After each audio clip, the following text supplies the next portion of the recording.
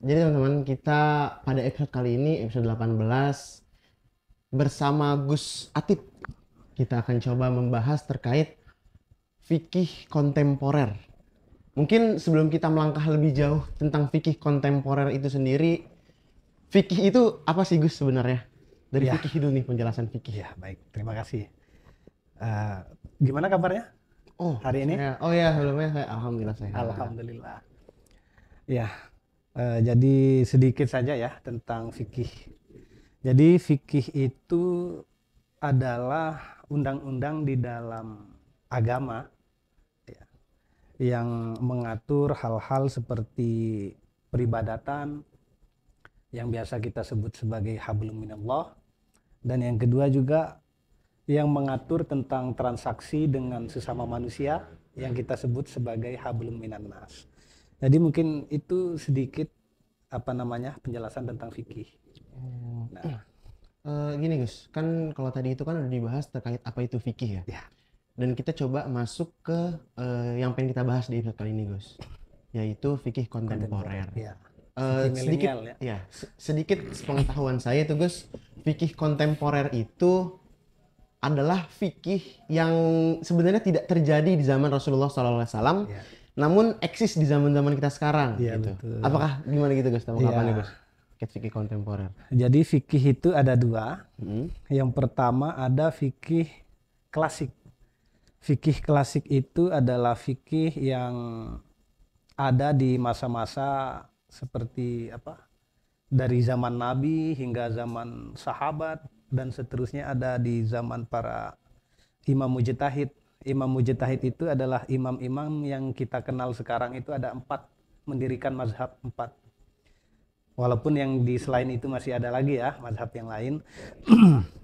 Tapi fikih klasik itu lebih ke hingga ke tahun sekitar 1000 Hijriah lebih. Nah, setelah itu nanti di masa-masa hingga hari ini ada yang namanya digitalisasi, ada yang namanya teknologi ya. Nah, itu juga akan fikih juga akan mengikuti, juga akan fleksibel mengikuti tentang zaman-zaman itu. Nah, karena fikih klasik itu tidak memuat hal-hal yang ada di zaman sekarang ini, maka ada namanya fikih kontemporer atau fikih milenial lah kalau kita menyebutnya. Nah, apa itu? Yaitu fikih-fikih yang membahas tentang hal-hal yang terjadi di zaman-zaman seperti sekarang ini. Contohnya ya, kalau fikih ibadah, Ya. fikih ibadah ya, ada fikih ibadah yang memuat tentang tata cara sholat, terus puasa, ya, zakat, dan haji, dan seterusnya, dan sholat-sholat sunat dan seterusnya. Nah, nanti juga ada pembahasan tentang transaksi ya, transaksi utang piutang, transaksi sewa menyewa ya, terus transaksi apalagi banyak sekali. Nah, selanjutnya kalau fikih kontemporer ini lebih ke yang masa kini, seperti contohnya sekarang ada istilah bayi tabung ya. Nah, itu hukumnya seperti apa, dan ada banyak lagi di antaranya seperti itu. Oke, Gus, bentar. Siap. Menarik sih. Berarti apa segala hal yang terjadi di zaman sekarang itu berarti ada fikihnya ya, Gus ya? Segala hal yang Kayak ada diatur. misal musik, Musik, berkendara gitu. Itu kan hal-hal kendaraan, yang tidak ada di zaman Nabi, ya, tapi di zaman kita ini tiba-tiba muncul gitu. iya Mungkin betul. dari handphone, contohnya handphone ini kan, Iya, itu benar. diatur juga dalam fikih Ada, kontemporer. betul. Jadi itu ada ininya juga ya, ada batasan-batasan yang mengatur itu semua gitu. Nah, karena dulu nggak ada yang seperti itu, maka sekarang diatur. Hmm. Diaturnya itu mulai dari ulama-ulama kontemporer ya, seperti sekarang ada Imam Syekh Yusuf Al-Qardawi, terus yang baru-baru ini ada juga Syekh yang penulis dari kitab Fiqhul Islami yang memuat hukum-hukum fikih kontemporer, dan kita di Indonesia juga punya beberapa ulama yang menulis tentang fikih-fikih kontemporer ya, diantaranya ada sekarang Profesor Quraish Shihab dan seterusnya. Itu beliau juga itu termasuk orang-orang yang memikirkan tentang fikih kontemporer. Nah, itu. yang memikirkan tentang apa yang terjadi di sekarang ini ya, baik itu apa musik, terus apa pacaran ya, lagi-lagi ya, terus transaksi yang sekarang itu karena perkembangan digitalisasi, ada yang namanya ojol, ada yang namanya apa namanya pesan makanan melalui ojol dan seterusnya. Nah itu kan oleh Islam diatur juga ya. Kalau dulu mungkin ada namanya transaksi jual beli. Nah, terus sekarang kalau melalui ojol misalnya, Itu seperti apa? nah itu seperti apa? Dan itu sudah diatur juga di fikih kontemporer. Karena dulu nggak ada ojol ya. Betul betul. Iya. Gini sih, kan tadi Gus bilang ini apa? Fikih kontemporer itu fikih yang terjadi di zaman sekarang. Yes. Apalagi zaman sekarang itu, kalau bagi saya zamannya anak muda gitu. Iya. Iya kan? Gen Z ya. Ya Gen Z, betul banget ya. Zamannya Gen Z. Betul. Dan Gen Z ini bagi saya adalah generasi yang cukup unik dibanding generasi-generasi lain. Atau mungkin karena udah ada handphone gitu. Iya. Jadi segala sesuatu entah itu di post ataupun kayak suatu hal-hal kecil aja dibikin unik sama anak-anak Gen Z gitu. Cocok. Ini kan yang lagi relevan ini sih Gus. Aku mau tanya terkait judi online gitu. Kan kita tahu judi itu emang haram ya. Yes. Tapi yang tersebar marak sekarang itu judi online, judi tapi lewat online. Walaupun sudah jelas-jelas kita tahu itu haram judinya, tapi banyak yang beranggapan, oh enggak kok, ini saya lagi nyari uang. Oh saya cuma hanya main game, kan ada tuh game yang kayak Candy Crush tapi ada petir-petirnya gitu. Kan beberapa orang kayak, enggak kok, saya cuma main game aja, kebetulan dapat uang kan gitu. Kalau gitu bagaimana Gus tanggapannya? Yes. Judol ya. Iya, judi online. Memang judi itu kan dulu ya, masa dulu itu banyak ya, beragam bentuk dan apa namanya, beragam bentuknya. Bahkan dulu di zaman kenabian juga, orang itu berjudi dengan burung. Nanti burungnya itu dilepas. Kalau ke kanan, ayo, kamu pilih mana? Ini burung kalau saya lepas ke kanan apa ke kiri? Ayo 10 ribuan lah. Gitu. Kalau bicara kita, ya. Berarti mirip-mirip kayak, nih saya megang MU misalnya. Iya. MU ini menang apa kalah? Gitu ya? Kira-kira gitu ya, sama. Jadi, nah terus hingga perkembangannya dengan digitalisasi kan ya, sekarang ada yang apa online.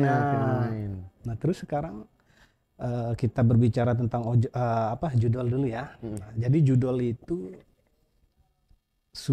sekarang itu sudah menyentuh di segala lini. Artinya gimana? Bukan Gen Z doang gitu. Nah, terus masyarakat juga yang dari menengah ke atas itu menggandrungi itu. Nah, tapi bukan cuma itu, bahkan yang ada di bawah garis kemiskinan juga itu ikut. Karena apa ya? Cuma 25.000, 10.000 top up dah, pencet-pencet. Sama juga tetap haram. Bahkan ada beberapa orang itu menganggap judul itu tempat mencari rezeki, kayak saya naruh 10.000 berharap dapat 100.000. Ada orang yang begitu Gus. Mencoba peruntungan ya. Mencoba peruntungan. Tapi di dalam sejarahnya memang hingga hari ini nggak ada sih orang yang kaya melalui judi, itu nggak ada. Tapi kalau bandarnya nggak ada yang miskin. Oh jadi memang judul itu sudah menjadi permainan dari bandarnya. Jadi dari dulu itu emang udah apa namanya? Memang sudah ada ya judi itu. Nah, tapi kalau sekarang dengan digitalisasi, apakah judi yang dulu dengan judi yang sekarang itu sama-sama haram? Pastinya sama-sama haram. Karena yang pertama tadi itu merugikan ya. Nggak ada orang yang kaya dari judi online, nggak ada. Atau judi ya, nggak ada. Tapi kalau bandarnya pasti kaya. Karena sudah di-set ya. Sudah di-set rupa. Dan seterusnya. Dan ini juga sih Gus, dari beberapa yang pernah saya baca, judi online ini dapat berpengaruh ke perilaku dari seorang manusia gitu. Bahkan ada beberapa berita mereka sampai rela jual motor, betul, sampai sertifikat tanah itu hanya sekedar untuk judol gitu sih. Ya bener. Yang pertama ya karena ada yang namanya nagih ya. Iya. Dibikin penasaran kan ya. Taruhlah sekarang kita baru main, biasanya taruh 10.000 nanti dapatnya 2 juta ya kan. Gimana orang nggak nagih coba? Akhirnya yang 2 juta itu dipakai habis. Karena penasaran, nggak punya duit lagi. Dicoba lagi. Apa yang bisa dijual? Nah, mau tidak mau, suka tidak suka, di zaman sekarang ini itu adalah hal yang paling merusak dalam rumah tangga, baik itu anak, hubungan anak dan ibu orang tua juga itu juga bisa dirusak oleh judi online. Maka agama itu melarang hal itu karena bukan tanpa ada alasan, banyak alasan, baik itu alasan ekonomi, alasan sosial dan seterusnya, merusak di segala lini. Jadi agama itu mengharamkan itu. Seperti itu ya, berarti baik mau dia judi yang tadi tuh, yang Petir. taruhan, Iya, ataupun judi online yang online. berupa games, itu sama dosanya sama juga.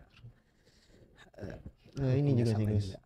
kalau kan tadi aku bilangnya judi online itu dapat berpengaruh terhadap perilaku dari manusia itu sendiri. Yes.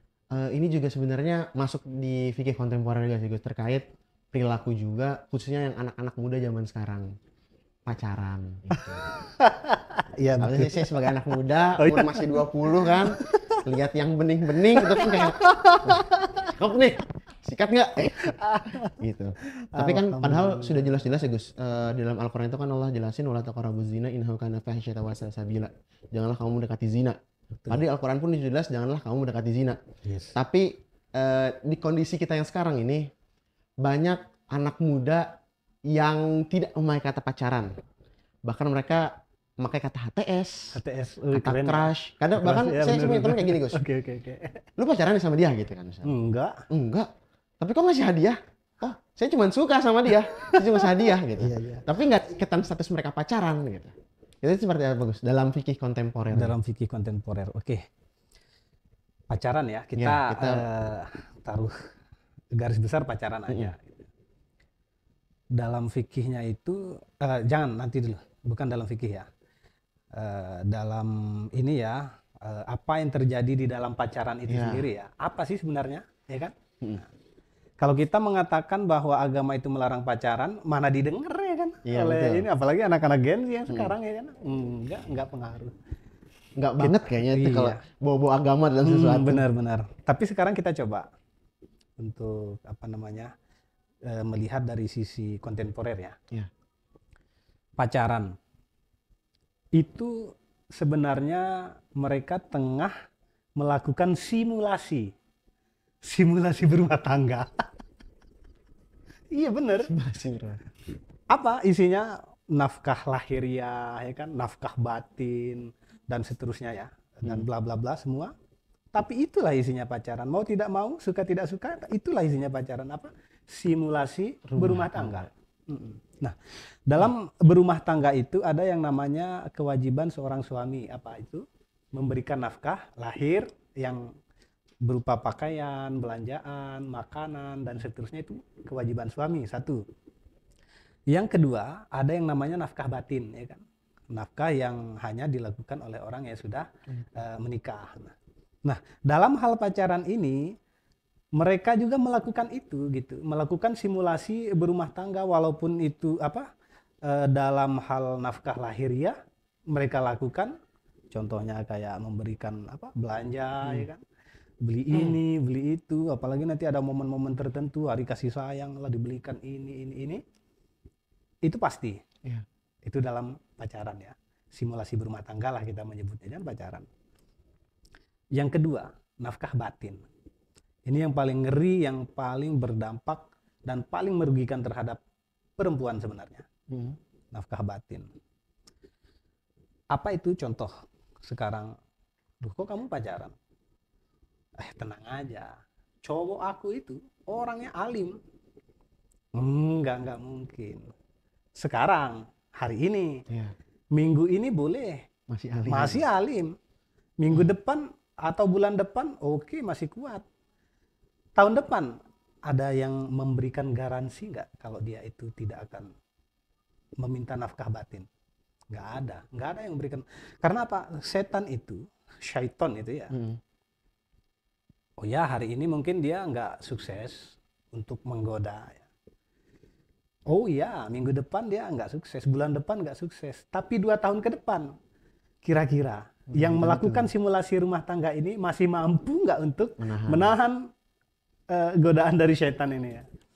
Jadi kalau pacaran enggak sih ya, enggak usah kita menyebutnya pacaran karena itu ya, terlalu lumrah. Karena pacaran itu kalau anaknya anaknya ya, orang tua ini ya, anaknya nggak pacaran itu malah dianggap kayaknya anak saya nggak beres nih, ada kelainan karena nggak pacaran ya kan. Nah itu mindset yang sudah lahir, yang sudah tumbuh di masyarakat ya seperti itu. Tapi gini, kita jangan mengatakan pacaran, tapi simulasi berumah tangga. Simulasi berumah tangga. Simulasi berumah tangga kok disimulasikan? Ya enggak lah. Ya enggak ada. Ya. Kalau memang udah siap, kalau memang udah siap secara lahir dan batin, langsung aja datang ke orang tua sih. Iya benar. Nah, kan dalam Islam juga kan sudah mengatur itu ya kan. Jadi siapa sih yang nggak tahu gitu kan. Makanya sekarang tahapan kita terhadap Gen Z, terhadap kaum milenial ini bukan melarang, bukan mengajak, tapi apa? Mengingatkan. Contoh kecil. Siapa sih orang-orang yang nggak tahu kalau misalnya contohnya sholat itu wajib ya kan? Sholat itu harus, mau nggak mau wajib sholat. Siapa sih yang nggak tahu? Semua orang pasti tahu dari Ya kecil. pasti tahu. Karena apa? Ya sudah lumrah diketahui. Cuma masalahnya kan nggak dilakukan. Nah jadi ajakan kita itu bukan memberitahukan tentang sholat itu wajib, tapi kita mengajak ayo sholat gitu. Yang kedua, pacaran ya kan. Kita siapa sih yang nggak tahu kalau pacaran itu haram, simulasi berumah tangga ya, karena belum halal. Siapa yang nggak tahu kalau itu haram? Cuma yang kita kampanyekan itu adalah tentang pacaran ini jangan mensimulasikan rumah tangga itu jangan ya. Kita mengingatkan gitu. Siapa yang nggak tahu kalau haram, semua orang kan tahu. Cuma ini loh dampaknya begini dan seterusnya itu kita simulasikan dan kita berikan pendidikan. Berarti kalau misal nanti nih kita ketemu teman-teman saya nih, saya ketemu teman saya tiba-tiba lagi berjalan sama perempuan gitu, mungkin saya bisa mengingatkan. Iya benar. Jadi jangan bilang pacaran itu haram. Dipukul ya sama teman saya nanti. Kalau saya bilang pacaran itu haram. Iya. Ini lagi ngapain? Ini pacar. Oh, simulasi berumah tangga ya gitu. Jadi semua nggak ada yang nggak tahu kalau pacaran itu haram. Cuma sekarang kita itu bagaimana untuk mengajak dan mengkampanyekan bahwa hal itu tidak baik. Ada hal yang lebih baik caranya dan seterusnya. Maka ada fikih kontemporer itu juga membahas tentang pacaran ya, karena dulu kan kita mengenal istilah pacaran ya. Membahas hal tentang pacaran dan selanjutnya apa yang ada di dalam isi-isi pacaran itu, baik itu nafkah lahir, nafkah batin, terus di situ ada materialis dan seterusnya, itu kan di dalam konsep pembahasan fikih kontemporer. Kalau memang udah siap ya udah gitu kan. Terus kalau seorang wanita itu dia misalnya materialis ya, dianggap ya, itu kan adalah kewajiban suami untuk bekerja gitu. Jadi memang tabiatnya seorang wanita itu adalah menghabiskan uangnya suami gitu. Nah tapi sekarang dalam hal pacaran gitu, berarti kan dia menghabiskan menghabiskan uang suami. Iya, ini disimulasikan juga. Makanya itu tidak baik. Kalau memang udah siap ya udah. Segera aja gitu dihalalin. Tapi kalau terkait yang ini gimana Gus? Kan itu kan terkait orang-orang yang simulasi rumah tangga. Simulasi rumah tangga. Tapi gimana kalau kasusnya ini mereka ini pacaran tapi melalui handphone gitu Gus? Kalau yang kayak gitu gimana tuh? Mereka pacaran tapi kan berdalihnya, oh kita nggak pernah ketemu, kita nggak pernah pegangan tangan, kita nggak pernah, secara nafkah saya lahir nggak pernah, batin nggak pernah gitu. Tapi mereka pacaran lewat chat, lewat video call gitu. Nah, itu kan hal-hal yang baru-baru di sekarang juga nih. Iya benar-benar. Sebenarnya dengan adanya handphone dan lain sebagainya itu tidak menjadi hal atau tidak menjadi uzur yang menghalalkan pacaran, enggak. Walaupun dia nggak pernah bertemu. Karena konteks kholwat ya istilahnya. Karena kan yang di dalam pacaran itu ada yang namanya kholwat berdua-duaan antara laki-laki yang perempuan dan perempuan yang bukan. Nah itu yang bukan mahramnya itu berdua-duaan, maka disitulah ada yang ketiga namanya syaitan. Di HP juga itu juga nggak terhindarkan. Siapa yang bisa menggaransi, yang bisa apa namanya memberikan jaminan bahwa mereka ini tidak melakukan hal-hal yang kalau semestinya mereka bertemu mereka akan lakukan. Contohnya di HP. Sekarang kan banyak juga itu yang melalui apa namanya video call, memberikan nafkah batin melalui HP dan seterusnya itu banyak. Dan itu sama saja. Hukumnya juga sama saja dengan yang bertemu secara langsung gitu, sama saja. Jadi walaupun dalihnya adalah pacaran melalui chat, melalui HP ya, sama aja, jatuhnya sih sama aja, simulasi juga. Simulasi Gitu. tapi versi digital. Cocok. Karena ini ya apa perkembangan zaman ya. Perkembangan zaman. Jadi kan, Iya. kan kalau sekarang tuh ada yang namanya AI, semua serba digital. Sekarang Yes. pacaran pun ada serba Ada. digitalnya juga. Betul. Misalnya di apa? Yang satunya di tanah Sumbawa, yang satunya di tanah Jawa ya, misalnya seperti itu ya. Sama juga hukumnya, walaupun dia nggak pernah ketemu. Oh, karena dia nggak pernah ketemu, lantas pacaran yang seperti ini boleh gitu? Enggak juga. Sama juga, haram juga. Jadi mau bentuk pacarannya apapun itu, mau ketemu langsung, mau Atau cuma telepon-teleponan gitu. sama Itu aja. intinya sama ya, Sama sama-sama aja. pacaran. Jadi Jadi nggak ada bedanya gitu. iya, nggak ada bedanya. Ini juga sih Gus, kan tadi kan pacaran. Pacaran itu kan identik sama hati gitu, perasaan itu. Bahkan tadi kan juga ada handphone, ada perasaan, ada pacaran. Kalau kita hubungin sebenarnya ada satu nih Gus, yang belum, yang masuk tapi masuk apa fikih kontemporer, tapi kayaknya perlu kita bahas juga nih Gus. Apa itu? Musik. Ya, ya. Kayak betul, musik itu anak muda banget. Kayak kalau nggak Yes. musik nggak anak kurang muda gitu. kurang mudanya gitu ya. Apalagi kalau kita kaitin sama pacaran, musiknya harus galau. Wih, keren. Kayaknya kalau nggak galau tuh nggak Gen Z banget. Yes. Gimana Gus? Kalau dari musiknya dulu deh. Untuk Musik sendiri. ya. Oke. Kalau secara ini ya, dasarnya dulu ya, hukum dasarnya musik itu ya. Kan ulama itu banyak yang apa namanya? Berbeda pendapat tentang hal ini. Bahkan ya sampai yang paling ekstrim itu mengatakan haram. Iya. Yang paling rendah itu mengatakan makruh. Makruh itu apa? Makruh itu ya dilakukan boleh gitu, tapi sebaiknya ditinggalkan gitu. Ini kan hukum dasar.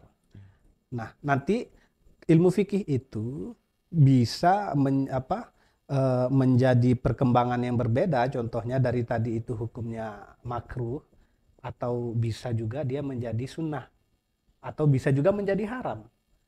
Dia memiliki hukum yang terus berjalan sesuai dengan situasi dan kondisinya. Maksudnya gimana? Kalau misalnya musik itu digunakan untuk hal-hal yang haram, contohnya apa? Untuk mengiringi, satu botol dong, taruh gitu.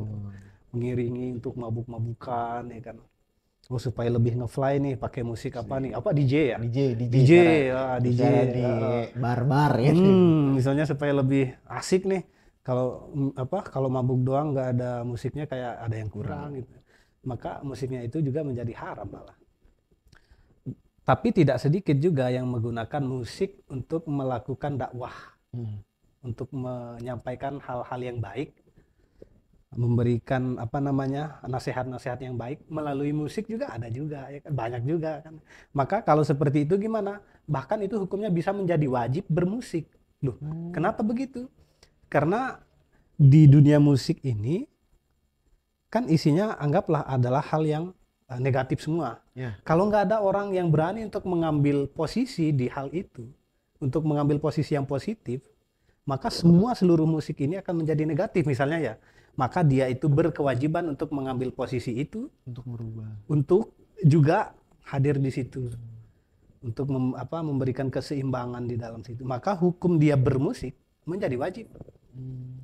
Jadi musik ini dia nggak terikat apakah dia haram, apa dia halal, jadi Yes. tergantung bagaimana digunakan. Iya, karena loh kenapa kok begitu? Karena nggak ada nas yang soreh, yang jelas tentang perkara musik ini. Contoh apa ya?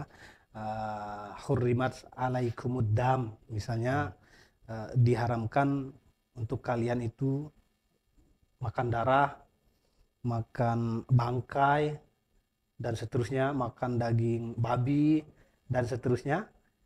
Kalau memang sudah halnya itu sangat jelas seperti itu, maka haram, nggak ada tawar-menawar lagi. Nah, tapi kalau dengan musik ini kan dia masih ada yang namanya perbedaan pendapat, dan di situ ada ruang ijtihad namanya. Nah, di dalam fikih itu, ketika ada ayat yang turun, biasanya ayatul ahkam yang dijadikan sumber rujukan Al-Quran, sumber rujukan hukum, ayatul ahkam. Ketika ada ayatul ahkam dan itu tidak ada jelas menyatakan bahwa musik itu haram, maka di situ ada yang namanya ruang ijtihad. Ruang ijtihad ini adalah ruang untuk menggali hukum.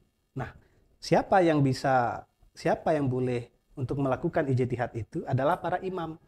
Imam yang seperti apa? Adalah imam yang mumpuni di dalam ilmu agama, yang dia itu harus menguasai Al-Quran, hafal Al-Quran dengan ulumul Qurannya, hafal dan menguasai hadis, mustalahatul hadis, dan menguasai bahasa baik grammarnya dan seterusnya, nahwunya, sorfiyahnya, dan bayannya, mantiknya, dan dia juga harus tahu bahwa ayat itu maksus, khos, atau am. Maksudnya ayat itu apakah hanya larangan secara khusus atau secara umum, dan dia itu harus mengetahui juga bahwa ayat itu adalah ayat yang mansukh atau nasakh, atau ayat yang turun duluan dan digantikan syariatnya oleh ayat yang, dia harus paham itu. Nah, itulah imam-imam yang boleh menggali hukum di situ. Nah, dalam ijtihad musik ini, maka para imam itu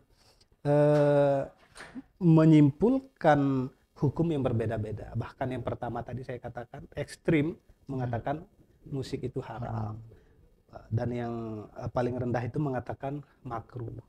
Cuma bisa menjadi wajib kalau tadi itu, bahkan dia wajib untuk bermusik gitu. Nah, jadi kita mengambil hukum asalnya dulu, jangan ujung-ujung kita, oh ini haram. Loh, haramnya yang seperti apa dulu? Kalau mau musiknya dipakai untuk biar lebih nge-fly gitu dan seterusnya, maka pakai musik, maka haram gitu. Tergantung. Ini sih Gus, tadi kan disebut ada ruang ijtihad bagi para imam ya. Para imam ya. Imam mujtahid, ya betul. Berarti apalagi aku balik lagi ke fikih kontemporer. Yes. Fikih kontemporer ini kan tadi kan fikih yang nggak ada di zaman Nabi, yang pernah yang hadir di zaman kita sekarang. Oke. Berarti orang-orang yang menjadi imam, yang berdiskusi di menggali hukum untuk berijtihad tadi, berarti memang bukan orang main-main ya? Yes. Jadi orang yang sudah mumpuni dari disiplin ilmu yang menunjang untuk menggali hukum. Ada banyak sekali, ada 12 disiplin ilmu, dan salah satunya dia itu juga harus menghafal sekitar 1 juta hadis. Nah, kalau yang sekarang ini kan banyak orang yang hafal hadis ya 40 ya kan, 100 ya, 1000 ya kan, minimal menghafal 1 juta hadis. Karena kenapa kok kita para imam itu menghafal 1 juta bahkan lebih? Karena nanti itu akan ada hadis yang satu dan hadis yang lain itu akan bertentangan. Loh, kenapa seperti itu? Kita mengambil contoh di miras ya, minuman keras. Dulu di periode awal Islam itu, miras itu masih boleh. Masih diperbolehkan. Ya, cuma kamu boleh minum miras ini, cuma jangan dalam keadaan sholat. Jadi sholat itu jangan sampai mabuk lah gitu. Jadi kalau kita mau sholat, jangan minum dulu. Jadi artinya apa? Itu pernah boleh. Pernah boleh. Di periode selanjutnya, barulah miras itu sedikit-sedikit mulai diharamkan gitu. Dan seterusnya. Jadi memang perkembangannya itu nggak langsung oh haram nih. Yes, gitu. Pelan-pelan gitu. Ada yang lebih menarik lagi malah sekarang. Gimana tuh? Tadi kita sudah berbicara tentang simulasi berumah tangga ya. Oh iya. Okay. Di zaman dulu ada yang namanya kawin kontrak atau nikah mut'ah. Nikah mut'ah itu adalah nikah yang hingga hari ini masih dipraktekkan oleh beberapa firqah. dan itu Bentar, pernah. firqah itu apa tuh? Biar Firqah. teman-teman bingung Oh ini. ya, oke. Firqah itu apa? Firqah itu adalah aliran ya. Aliran. Ya. Oke, aliran ya. Yang masih dipraktekkan oleh beberapa aliran. Mm-mm. Oke. Nah, dulu nikah ini ya. Ya, ya. Dulu nikah kawin kontrak ini pernah dibolehkan. Nah, tapi setelah itu nanti di periode selanjutnya dia akan diharamkan gitu. Nikah mut'ah itu dia boleh bersimulasi rumah tangga selama 45 hari. Nah, nanti setelah itu dia akan memperbarui lagi dengan ya beberapa transaksi, contohnya bayaran dan seterusnya. Itu dulu itu pernah dilakukan. Terus di zaman-zaman sekarang ini faktanya masih juga ada yang mempraktekkan hal itu di beberapa tempat ya. Mungkin tahu di beberapa tempat di Jawa Barat ya. Iya. Ya, nggak usah kita sebutkan. Itu masih marak yang namanya itu kawin kontrak. Nah, sekarang di zaman Gen Z sekarang ini banyak yang mengorek informasi tentang kawin kontrak itu. Kenapa? Karena mereka juga mau gitu. Agar terlepas dari beban-beban rumah tangga yang sebenarnya gitu. Nah, ini hukumnya sekarang adalah tidak boleh kawin kontrak itu. Berarti Gitu. mau dalam bentuk apapun. Dalam bentuk apapun gitu. Ini sih Gus, aku jadi keinget gitu. Iya. Kalau ini terkait kawin kontrak ternyata Jawa Barat. Bahkan ada satu tren Gus. Bagi saya sih nggak tahu ya. Ini Kayaknya jatuhnya seru kawin nih. kontrak apa bukan? Ya? Jadi ada satu tren. Saya lupa. Pakai bahasa Indonesia tinggal bersama gitu. Kumpul kebo dong. Iya. Jadi banyak anak muda sekarang tuh yang kayak, gue nggak pengen nikah, saya nggak pengen nikah. Tapi ya udah kita tidur sama-sama, kita tinggal satu rumah gitu. Kalau itu jatuhnya kawin kontrak apa gimana soal gitu Gus? Tapi dia nggak satu nikah, dia cuma tinggal satu rumah, sama yang bukan mahramnya. Allah Akbar. Iya, ini banyak terjadi di sekarang ini juga. Banyak sih terjadi. Kalau secara fikih itu sangat-sangat haram juga. Karena dia akan memiliki kesempatan kholwat yang banyak sekali. Dan di kota-kota besar itu sekarang mau tidak mau kita harus bilang memang banyak dipraktekkan hal-hal yang seperti ini. Contohnya misal berdalih tinggal di kontrakan atau di kos-kosan misal ya. Kalau dia itu ngontrak sendiri maka dia harus membayar 1 juta misalnya. Tapi kalau dia itu ngontraknya berdua maka dia bisa patungan 500-an dan seterusnya gitu. Itu banyak dalih yang digunakan di kota-kota besar untuk melakukan hal itu. Tapi kembali lagi di dalam fikihnya itu sama-sama haram. Tinggal satu rumah, satu atap bersama yang bukan mahram. Tinggal satu atap, satu rumah, halalin dulu. Halalin dulu. Cocok. Ya. Itu kira-kira. Oke, kayaknya dari tadi kita ngobrol ini saya tertampar ya. Enggak sih. Saya tertampar dengan realita kehidupan saya gitu guys. Maksudnya saya ngeliat lingkungan saya, ternyata teman-teman saya ini ada yang simulasi ya. Simulasi ternyata. Ada yang mereka pakai musiknya untuk berbuat-buat kayak minum gitu. Dengan musik. Terus juga banyak juga di lingkungan saya yang masih bermain game menghasilkan uang. Oh, gitu. Itu jadi, realita ya. Iya, memang realita yang terjadi sekarang ini memang seperti itu sih. Makanya harapannya pembahasan kita kali ini terkait fikih kontemporer gitu, maksudnya bisa menjadi sedikit lah pemahaman untuk anak-anak muda yang ada, khususnya saya gitu sebagai Gen Z gitu. Gen Z banget iya. gitu. Mungkin ini sih Gus, mungkin terakhir ini ya. Oke.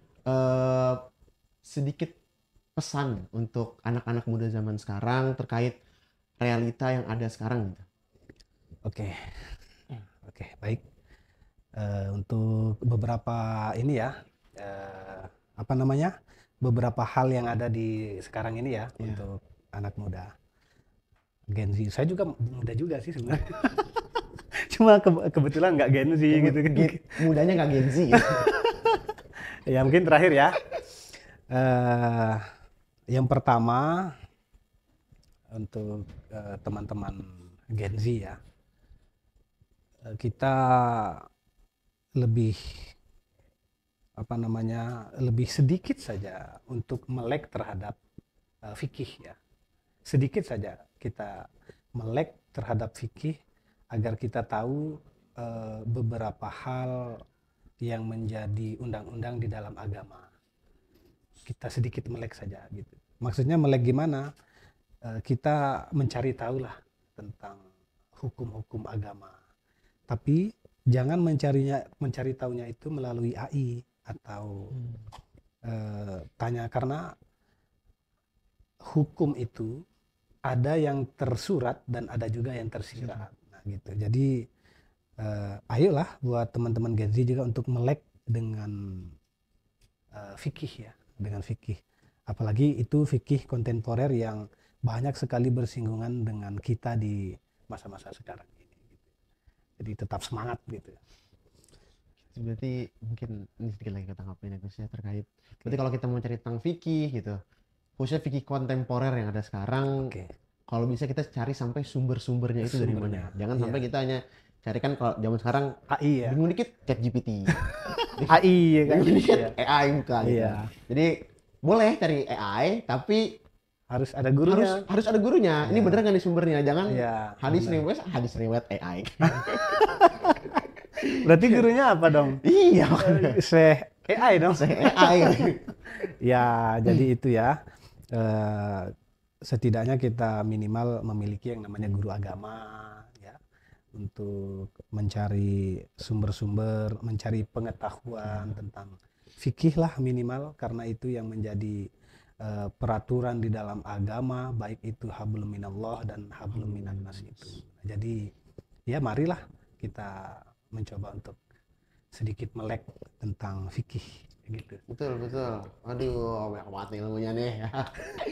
Makasih banget Gus sudah hadir, udah mau ngobrol terkait fikih kontemporer. Ya harapannya bukan hanya saya sih, untuk teman-teman di luar sana juga bisa menjadi sedikit pemahaman lah terkait khusus tadi ya judul pacaran dan musik, agar bisa lebih menyikapi lebih baik lah. Yes. Kan kita takutnya yang belum nonton ini nanti ketemu teman yang pacaran dianggap, nggak boleh pacaran. Ya jangan ya. Iya, jadi kan tadi kan harus kita nasihatin lah pelan-pelan ya teman-temannya. Oke. Ya. Terima kasih banyak sekali lagi sampaikan Gus. Semoga apa yang disampaikan dapat menjadi berkah, dapat menjadi pemahaman untuk teman-teman di luar sana dan saya khususnya. Mungkin sekian. Assalamualaikum warahmatullahi wabarakatuh. Waalaikumsalam.